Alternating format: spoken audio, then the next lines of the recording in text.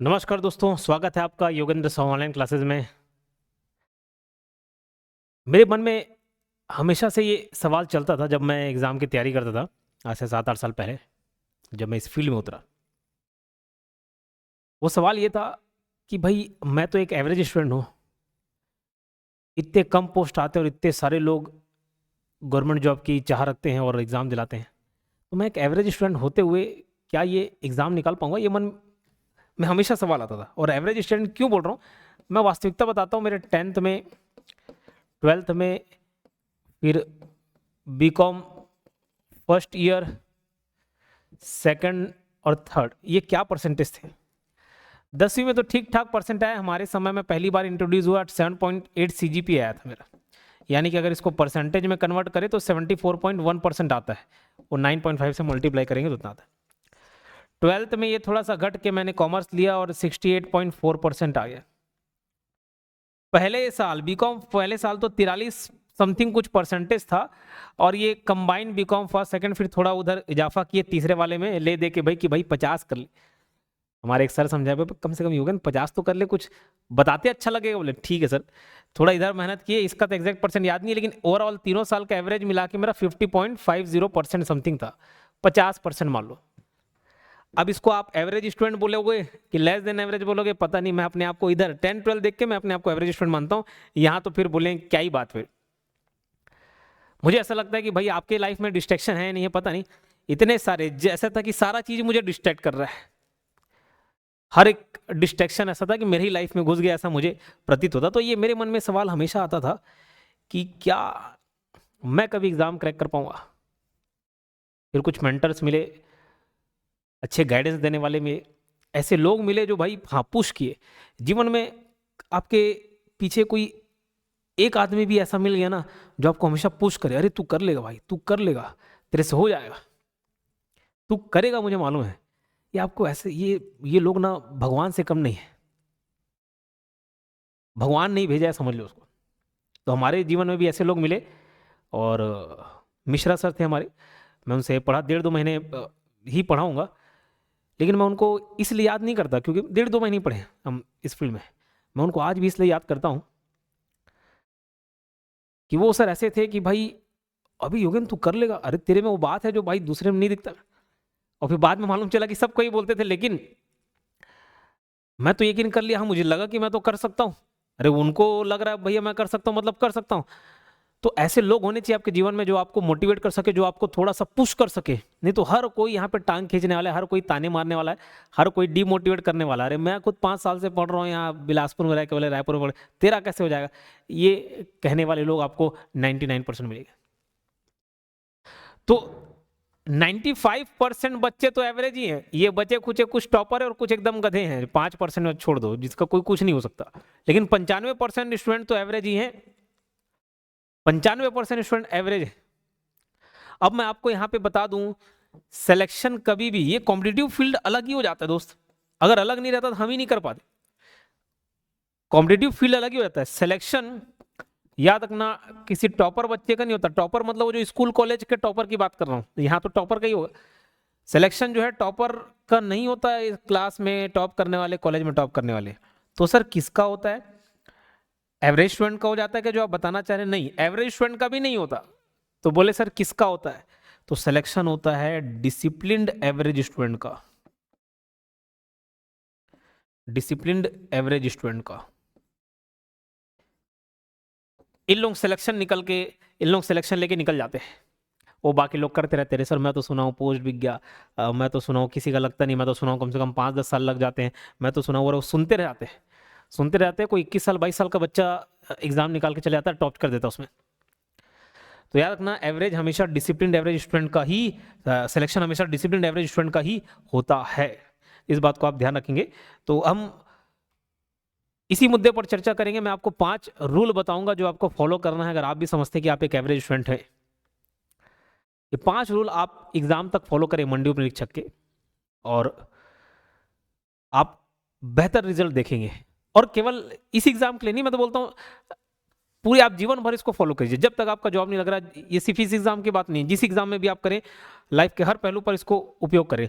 एक बात और, एग्जाम में मार्क्स जो है वो नॉलेज से ज्यादा स्ट्रेटजी का आपको मिल जाता है। नॉलेज से ज्यादा स्ट्रेटजी, कई लोग कितने साल से जो पढ़ रहे हैं ना सिर्फ नॉलेज गेन करके ही बैठे हुए हैं, नॉलेज ही नॉलेज है बोले।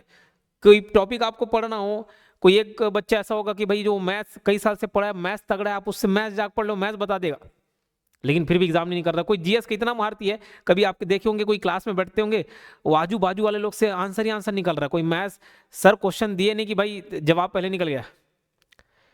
जीएस का हर एक पॉइंट याद है उनको, हिस्ट्री रटा रुटा है, आर्टिकल्स रटे रटाए हैं पॉलिटी के, कॉन्स्टिट्यूशन के। तो लेकिन क्यों एग्जाम नहीं निकल रहा है? मैंने बोला नॉलेज से ज्यादा स्ट्रेटजी मैटर करता है। ठीक, तो आपको भी अब अगर आप एवरेज स्टूडेंट हैं तो 5 रूल फॉलो करने पड़ेंगे। 5 रूल अगर आप फॉलो कर लिए तो मुझे लगता है कि आप सक्सेस पा लेंगे। ठीक है, तो रूल नंबर 1, पहला रूल, और राइटिंग की शिकायत करते हो ना तो थोड़ा अच्छे राइटिंग से लिख देता हूं मैं। सबसे पहला काम जो आपको करना है वो ये ओवर थिंकिंग बंद करना है।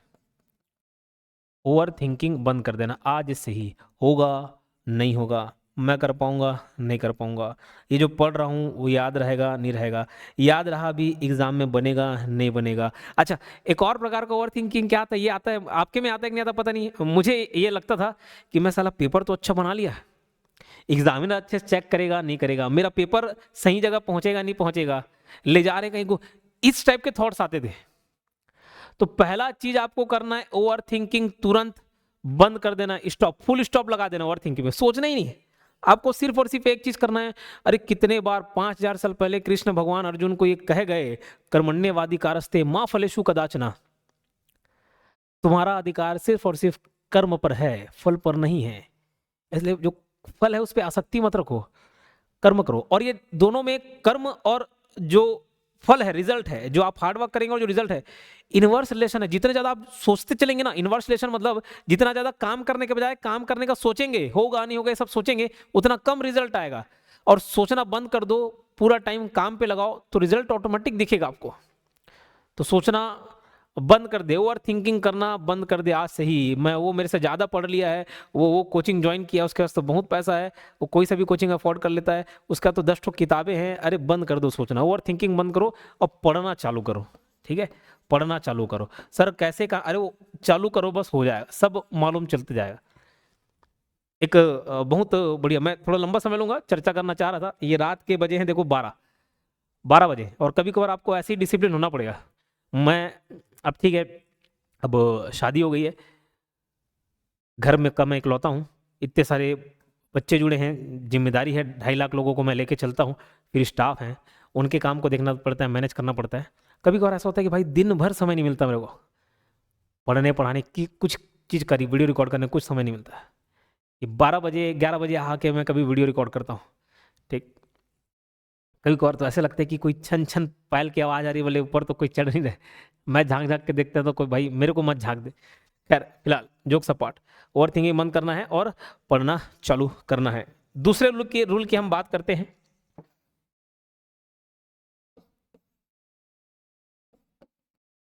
रूल नंबर दूसरा, और इससे पहले मैं आपको एक छोटी सी जानकारी दे देता हूं, क्योंकि कई बच्चे फीस को लेकर बात करते हैं। अभी कोई सा भी कोर्स, कोई सा भी टेस्ट सीरीज कुछ भी आप परचेस करना चाहें, वो जो सरप्राइज वाला कोड था उसको मैं एक्सटेंड कर दिया हूँ। सरप्राइज मतलब हमारे एप्लीकेशन की तरफ से सरप्राइज वाला कोड ये है कि 10 से 30% डिस्काउंट आपको मिल जाएगा किसी भी कोर्स में है। 10 से 30 वो आपके एप्लीकेशन, आपके आईडी के हिसाब से डिपेंड करता है। 10 से 30% आपको ये कोड अप्लाई करे सारे कोर्स में, खास करके मंडी उपनिरीक्षक। मैं बता दूं आपको 4 से 7 बजे की लाइव क्लासेस चलती हैं, और वो रिकॉर्डेड फॉर्म में भी मिल जाएगा आपको, लाइव क्लासेस भी चलेंगी। ठीक, 4 से 7, और वो 1 आध घंटे आगे पीछे हो सकता है, ऐसा नहीं कि एकदम फिक्स टाइमिंग है। हम कभी उसको थोड़ा एक्सटेंड कर सकते हैं, थोड़ा कम कर सकते हैं, क्योंकि आगे चल के मुझे मालूम है थोड़ा ज़्यादा चीज़ें पढ़ानी पड़ेंगी, तो 1 घंटा पहले 1 घंटे बाद क्लासेस चल सकती हैं। ठीक है, तो ये सरप्राइज कोड अप्लाई करें, बाजू में सारा डिटेल आपको दिख रहा होगा। और कोई भी दिक्कत होने से ये 8770123687 ये हेल्पलाइन नंबर, इस पर आप कांटेक्ट कर सकते हैं। ठीक है, तो दूसरे रूल की हम बात करते हैं। रूल नंबर 2 है लिमिटेड सोर्स पॉलिसी। बोले सर ये कौन सी पॉलिसी है? ठीक है, ये लाइफ इंश्योरेंस पॉलिसी ये सब सुने थे, लेकिन ये लिमिटेड सोर्स पॉलिसी क्या है मैंने ये देखा है स्टूडेंट्स को, और मुझे भी लगता था जब मैं तैयारी करता था, भाई किसी स्टूडेंट के पास ना 4 प्रकार की किताब, संविधान है तो उसके पास संविधान का घटना चक्र भी देख रहा हूँ, संविधान का लक्ष्मीकांत भी देख रहा हूँ, संविधान का और एक परीक्षा मंथन वाला भी संविधान देख लिए, प्रतियोगिता सारा या परीक्षा मंथन ऐसे किताब, ये मैं देखता था आजू बाजू इर्द गिर्द, तो मुझे टेंशन होने लग जाता था कि भाई मैं तो एक ही किताब लेके चला हूँ, लक्ष्मीकांत लाए समझ नहीं आया, बोले उसको वापस भेज दिए, सेकंड हैंड 20 रुपये कम में, भाई रख ले, बुक डिपो वाले की रिक्वेस्ट कर करके ले जा भाई। मैं एक ही संविधान के लिए मैं अपने टाइम में, हालांकि उसके बाद में जब मुझे बच्चों को पढ़ाना हुआ तब मैं दूसरे सोर्सेज लेके आया, लेकिन मैं अपनी जो संविधान कॉन्स्टिट्यूशन की तैयारी किया था, घटना चक्र की किताब, दैट्स इट, बस घटना चक्र, उसके अलावा कुछ नहीं, सिर्फ और सिर्फ घटना चक्र। वही कंटेंट इतना पढ़ लिए लोग हवा बना देते हैं, अरे बोला घटना चक्र कुछ नहीं, अबे पढ़ के तो देखो एक बार भाई, जो ये कहते थे ना इससे कुछ नहीं आता, अरे पढ़ के देखे हो कभी।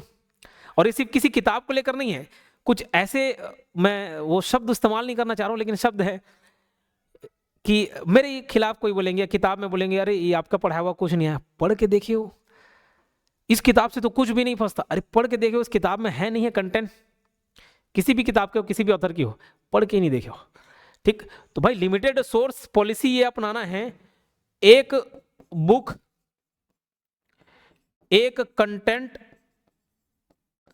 एक टीचर, 10 सीट, और कोई 10 ठोक अब कितना, जैसे मेरे से कोई सवाल करता है सर, ये सवाल हर बार है सर ये कंटेंट काफी, अरे कंटेंट काफी है दोस्त, क्यों काफी नहीं रहेगा, मैं तो उसी चीज के लिए मेहनत कर रहा हूं, मैं और क्या कर रहा हूं मेरे जीवन में, और क्या काम रह गया बताओ, उसी चीज पर है कि भाई क्या कंटेंट दे, मैं उसमें कंजूसी करूंगा आपको कंटेंट देने के लिए, और हमारा काम पढ़ाने के लिए, तो कुछ भी पढ़ा दे दिन भर तो वही पढ़ाने का ही काम है। मैं ये कहता हूँ बच्चों को जो कंटेंट मिलता है भाई उसी पे स्टिक रहिए, मैं ये बोल रहा हूँ कि और दूसरा कुछ देखने की जरूरत नहीं है, पहले कंटेंट खत्म कर लेना, उसके बाद आपको लगे तो आप दूसरा और सोर्स फॉलो कर लो, लेकिन ये पहले ये तो खत्म कर लो। अरे मेरा नहीं, आपको जो टीचर अच्छा लगता है, आपके जो मार्गदर्शक हैं, जो आपको लगता है कि भाई आप ये मुझे गाइड कर सकते हैं, उनसे आप सजेशन लीजिए, ठीक है, लेकिन एक बुक पे स्टिक रहिए, एक कंटेंट, एक टीचर से पढ़ लो काफी है, नहीं समझ आ रहा तो चेंज करो, लेकिन ये काफी है भाई, वो लिमिटेड सोर्स पॉलिसी, हम हमेशा अनलिमिटेड के पीछे भागते हैं भाई, वो फिर वो कभी उसकी उस सीमा का अंत नहीं है। तो रूल नंबर 2 है कि लिमिटेड सोर्स रखना है, ठीक, और इसके साथ साथ बस डेली एमसीक्यू कर लेना, और एमसीक्यू जितना हो सके कर लेना, वो ये सब कंसेप्ट को आपके मजबूत कर देगा, ठीक है। तो यही डेली एमसीक्यू है, और रूल नंबर 3 इसी पर बेस्ड है। अभी मैं आपको बताऊं रूल नंबर 3, और ये जितने भी मैं बातें करता हूँ एक्स्ट्रा चीजें, ये कहीं ना कहीं मैं अपने अंदर झांकने की कोशिश करता हूँ। ये मुझे याद आ जाता है कभी कोई बच्चा, जैसे फोन पे तो लगभग ना के बराबर बातचीत होती है, मेरे से संपर्क नहीं होता, क्योंकि पूरा समय पढ़ने पढ़ाने मैनेजमेंट यही काम करने में निकल जाता है, फोन पे ऐसे डील नहीं कर पाता। लेकिन कोई बच्चा अचानक से आ गया, अभी सुबह ही कोरबा से एक बच्चा मिलने आया, और सर आप क्या क्या करते थे याद करो, तो उनको बताते हुए मेरे अंदर से कुछ पॉइंट्स निकलते हैं, फिर हाँ मुझे ध्यान आता है कि सिर्फ उसी बच्चे को क्यों लाभ मिले, ये मैं सबको बता देता हूँ। रूल नंबर 3 है डेली एमसीक्यूज, डेली 50 से 100 एमसीक्यूज। आजकल के बच्चे यूज कर रहे नहीं कर रहे पता नहीं, बट मैं तो इसका जिक्र करता हूं। मैं अपने समय में लूसेंट जीके करके था, ये इससे मैंने हिस्ट्री, ज्योग्राफी, ये तो खास करके पढ़ाई, पॉलिटिकल घटना चक्र ला लिए, और कुछ कुछ छोटे टॉपिक्स पीछे थे। मेरा टारगेट रहता था डेली भी 50 से 100 एमसीक्यूज मेरे को करना ही करना है, डेली रटना ही है। जब शुरू में आया, शुरू में तैयारी की, और मुझे बहुत कम समय में ही सफलता मिल गई, एकदम लंबा खींचना नहीं पड़ा। जाने अनजाने जैसे भी हो, ये मेरे अलाली के कारण था। ये एमसीक्यूज मुझे कोई बताया नहीं कि एमसीक्यूज करना है, किसी मेंटर ने नहीं बताया। बस ये था कि अलाली मतलब भाई थ्योरी इतना कौन पढ़े, वो मुझे कोई इंपॉर्टेंट दे दो, मैं हाँ रट लूंगा। वैसे भी मेमोरी पावर का कोर्स करके आए थे हम, मेमोरी पावर कैसे काम करता है वो सब सिस्टम समझ आया था, लेकिन इतना थ्योरी नहीं पढ़ सकता। मुझे बस ये बता दो कि क्या पूछा जाता है, किस टाइप का सवाल, किस टाइप का आंसर, मैं रट दूंगा जैसा भी हो।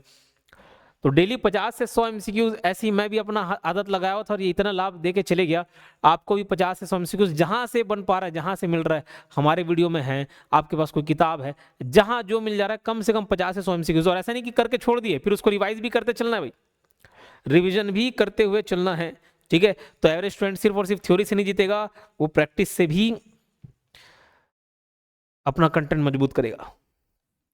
क्लियर है, ठीक। रूल नंबर 4,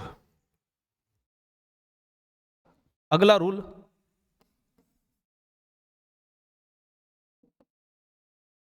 वीक सब्जेक्ट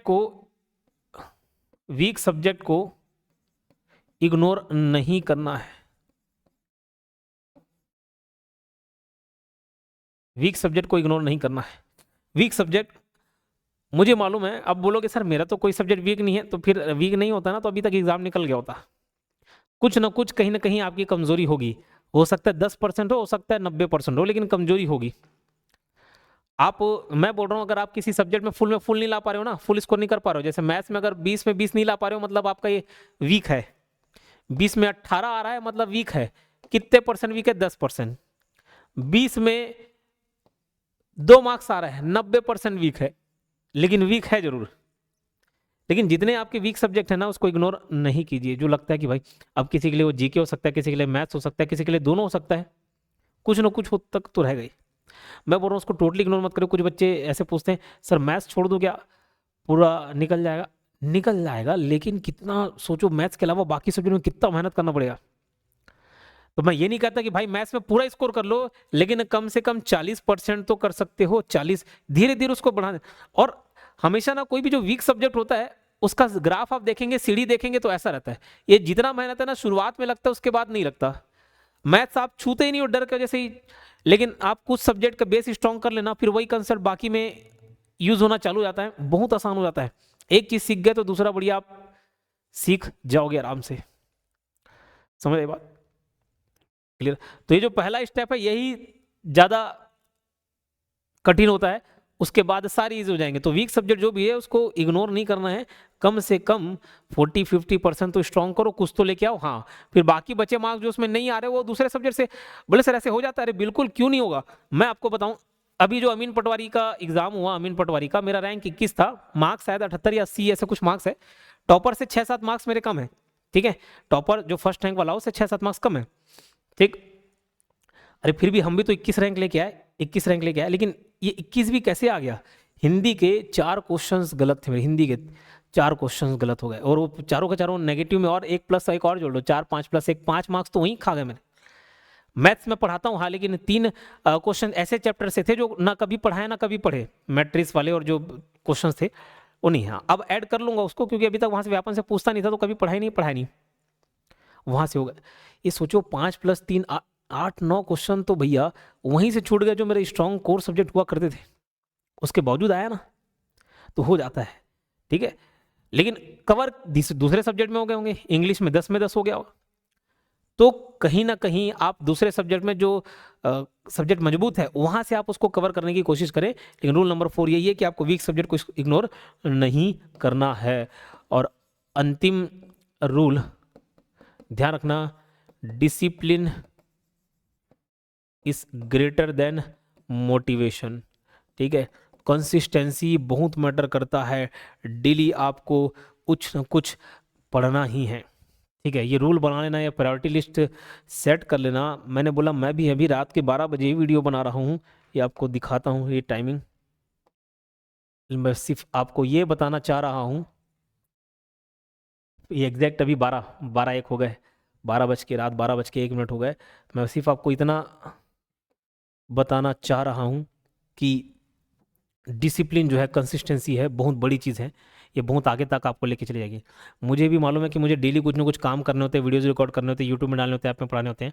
लेकिन कभी कभार शेड्यूल ऐसा हो जाता है कि मैं शाम 8-9 बजे तक, हाँ भाई उपस्थिति नहीं है ऑफिस में, कहीं न कहीं कुछ काम पड़ गया, लेकिन मन नहीं मानता है काम किए बिना, तो मैं रात को कर लेता हूँ। मैं यहाँ पर आपको ये बताना चाह रहा हूँ कि आप भी प्रायोरिटी लिस्ट सेट कीजिए। कितने भी तूफान आ जाए आपके जीवन में, अगर आपने सेट किया है कि मैं 4 घंटे डेली पढ़ूंगा, तो कम से कम वो 4 घंटे करके ही रहिए। उसके बाद बच जा रहा तो प्लस बोनस है, लेकिन मिनिमम 4 घंटे, फिर कुछ भी हो जाए, कुछ भी मतलब कुछ भी हो जाए। ठीक है, क्लियर है? मुझे मालूम है एक घटना हुई। अ, मेरी वाइफ एडमिट थी हॉस्पिटल में, तो ये 2 साल पहले की घटना हुई। अब उसने बोला कि भाई उसके पास एक अटेंडेंट रुकना होता है। मैं ही था रुकने वाला, मैं बोला मैं रुक जाऊंगा, और भी उसके घर वाले परिवार वाले बोले मैं रुकने का है। अरे ठीक, कोई ना। मेरी वाइफ भी खुश हो गई, चल भाई पति इतना सेवा कर रहा है, बोले मेरे साथ रुक रहा है, बोले हाँ यहाँ पे जो उसको ऐसे बिना एसी बिना अच्छा कंफर्ट के सोने का आदत ही नहीं है, तो बोले यहाँ पे मेरे साथ रुक रहा है ऐसे इन्वायरमेंट, बोला ठीक। लेकिन मैं वहाँ ये था कि भाई उसका कुछ काम होगा, मुझे कुछ दवाइयाँ लानी होंगी, कुछ लेके आना होगा, तो वो तो आधे पौन घंटे का ही होगा दिन भर में, बाकी कुछ नहीं, कोई डिस्टर्बेंस नहीं, मैं कम से कम किताब खोल के बैठ के अपना पढ़ने पढ़ाने का तो काम कर लूँगा, ठीक। तो एक वो हैबिट बन चुका है कि भाई वो प्रायोरिटी लिस्ट में है, मेरा काम पढ़ना और पढ़ाने का है, तो वो कहीं भी किसी भी परिस्थिति में मैं करूँगा, ठीक है। तो बस वो कंसिस्टेंसी आप मेंटेन करके रखिए, डिसिप्लिन मेंटेन करके रखिए। नहीं मन कर रहा है पढ़ने का, मन कर रहा है पढ़ने का, जोश है नहीं है, छोड़ो, बस आपको करना है, मतलब करना है, स्वर्ग पाना है तो मरना पड़ेगा। ये सेशन कैसा लगा वो ज़रूर बताएं। और एक और चीज़ जो मैंने आपको बताई है कि अगर आप चाहते हैं अभी हमसे जुड़ना तो जुड़िए, मैं चाहता हूँ जल्द से जल्द सारे बच्चे जुड़ जाएं, हर रोज़ फिर कुछ ना कुछ नए बच्चे जुड़ रहे हैं, फिर सर ये पीछे वाला छूट गया, हालांकि उनको रिकॉर्डेड में मिल जाएगा, लेकिन अभी मैं चाह रहा हूँ कि साथ में सब चले। तो ये कोड सरप्राइज वाला आप अप्लाई करें, सरप्राइज करके कोड, और 10 से 30% आपको ऑफ मिल जाएगा, ठीक है, सारे कोर्स पर। कोई दिक्कत होने से 8770123687 पर आप कांटेक्ट कर सकते हैं। ये वीडियो कैसा लगा, सेशन कैसा लगा, ज़रूर बताएं। धन्यवाद।